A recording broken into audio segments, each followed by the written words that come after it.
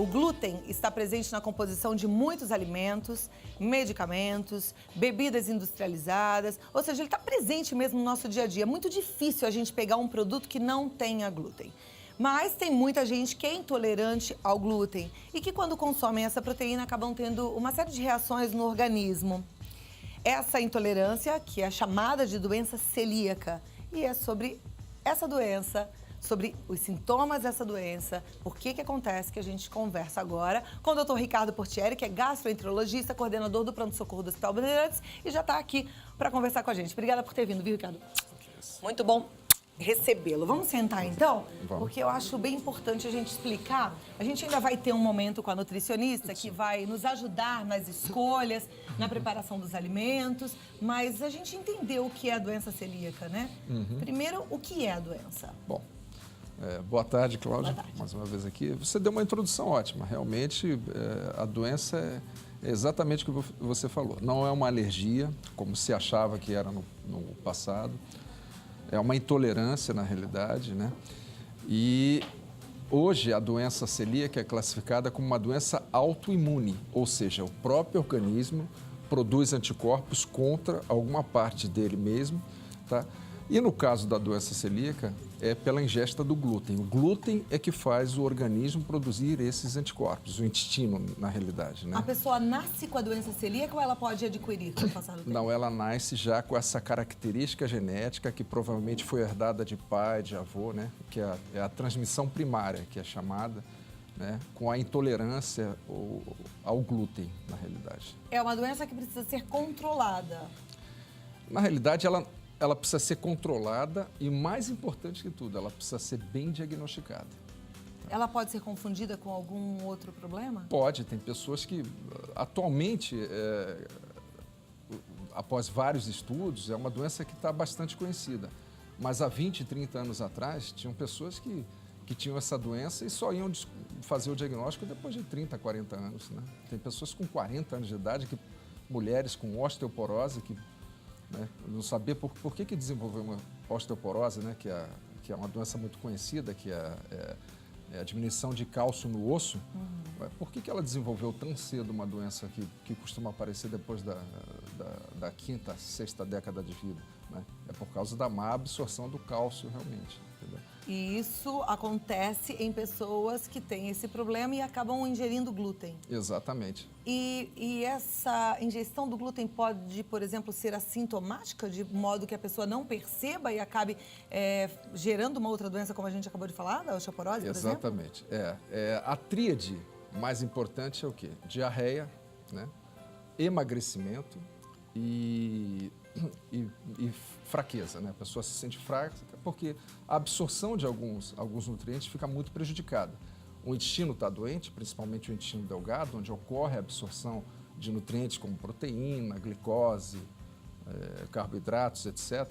Ela fica prejudicada. Então a pessoa tem diarreia, tem fraqueza, porque começa a ficar uma pessoa desnutrida, pode ter uma anemia, que você não sabe a origem dessa anemia, tá?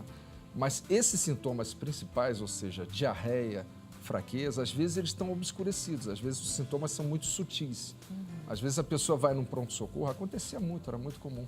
A pessoa ir no pronto-socorro com quadro de diarreia, assim, vários dias, e o médico não faz o estudo que deveria fazer, classificava como uma gastroenterolite ou uma virose, etc.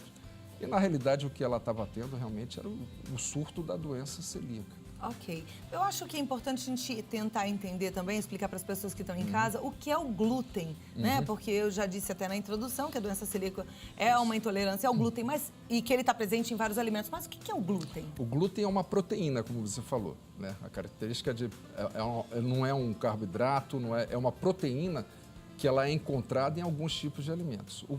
A principal fonte da natureza do glúten é o trigo, tá? Tem outros alimentos que também tem, a aveia, tá? O malte, tá? A cevada, né?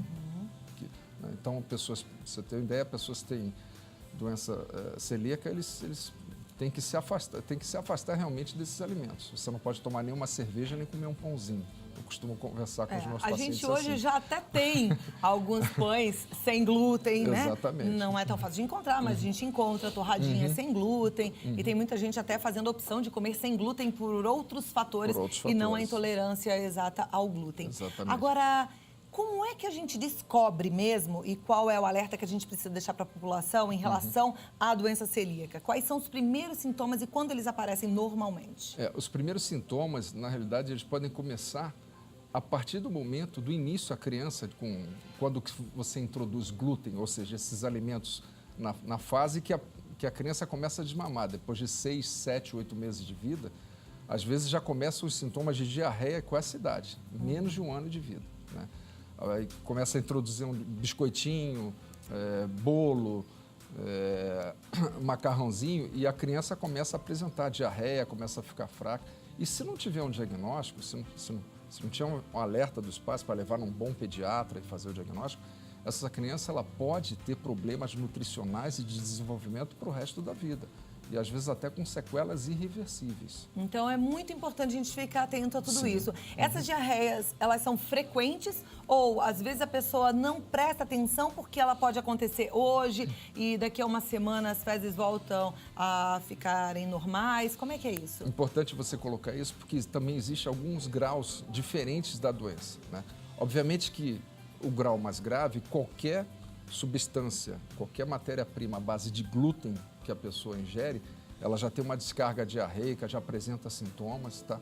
Esse paciente fica mais fácil de fazer o diagnóstico, mas também tem aqueles pacientes que um grau menos elevado, ou seja, a doença está um pouco mais obscurecida, que ele vai descobrir, às vezes na adolescência, até na fase adulta da vida, uma anemia, ou como a gente falou, uma osteoporose, uma deficiência de vitamina, porque é aquilo, Cláudia, quando você tem problema no intestino, o intestino ele está inflamado, ele não está tendo uma boa absorção, isso compromete o organismo inteiro. Tá?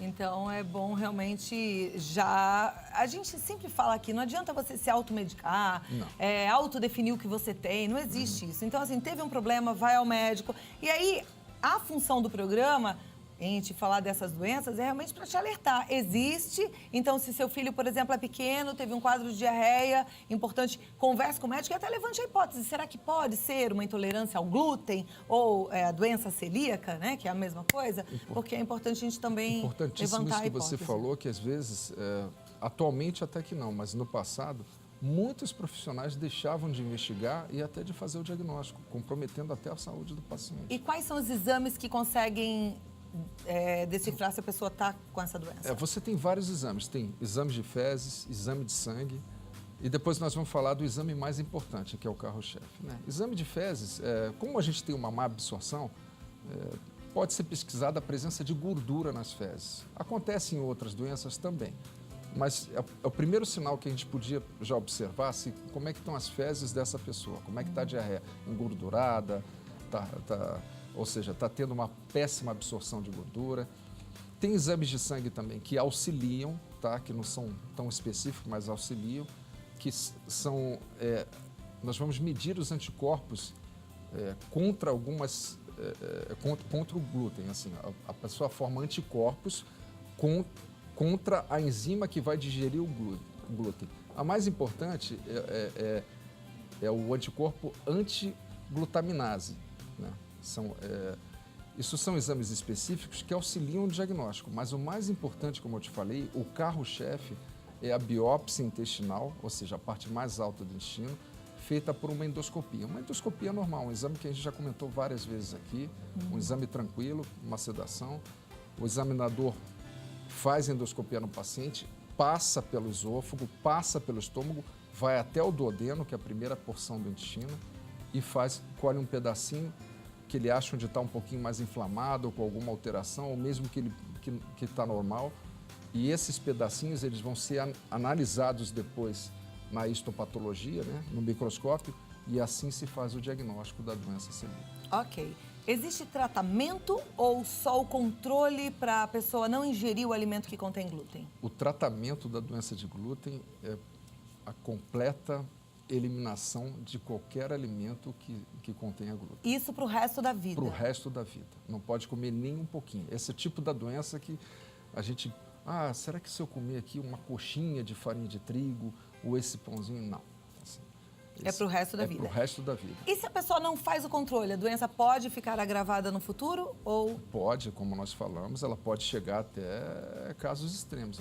Assim, já vi casos ou por erro diagnóstico ou porque o paciente não conseguiu realmente se restringir a parada total da ingesta do glúten, do paciente ter que ser internado, ter que receber medicações importantes, intravenosas, né? Casos graves de desnutrição, que o paciente precisa até tomar alimentação pela veia, né? A E é famosa grande o alimentação número de pessoas que têm essa doença? Não, ela não é grande. Aqui no Brasil se estima atualmente que está em torno de 350 mil pessoas que possuem. Quer dizer, é um número considerável. O problema, assim, se criou essa questão toda, essa polêmica em cima dessa doença, porque é uma doença que ela é praticamente nova, assim, apesar de que já tem relatos desde a década de 50, 60, mas o conhecimento da doença é um conhecimento novo, dos últimos 20 anos para cá. Então, vale o alerta. Eu quero que você preste muita atenção na sua saúde, na saúde dos seus filhos.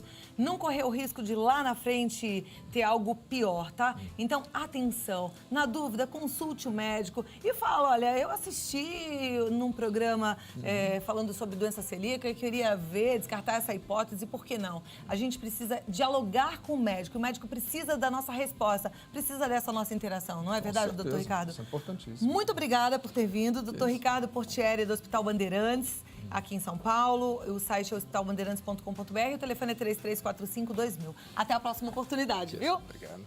Um ótimo trabalho, bom dia.